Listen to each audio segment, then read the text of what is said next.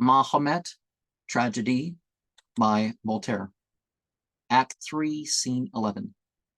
Zoper and Fanar. Fanar said, "This letter, sir, was by an Arab given, in secret to me." Zoper said, "From Heraclides' gods, what do I read? Will heaven in tenderest pity at length repay me for a life of sorrows?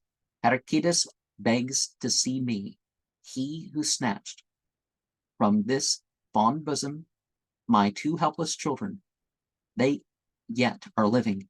So this paper tells me, slaves to the tyrant, Side and Palmyra, are orphans both, and know not whence they sprang. Perhaps my children owe delusive hope. Why wilt thou flatter me? It cannot be. Fain would I credit thee, thou sweet deceiver. I fly to meet and to embrace my children. Yes, I will see Heraclides. Let him come at midnight to me, to this holy altar, where I so often have invoked the gods, at last, perhaps propitious to my vows.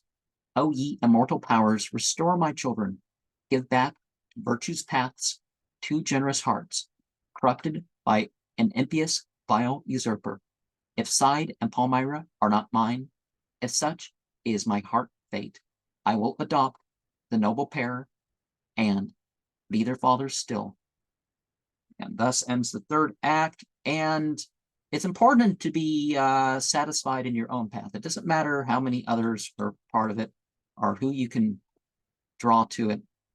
Certainly your legacy is important enough to involve.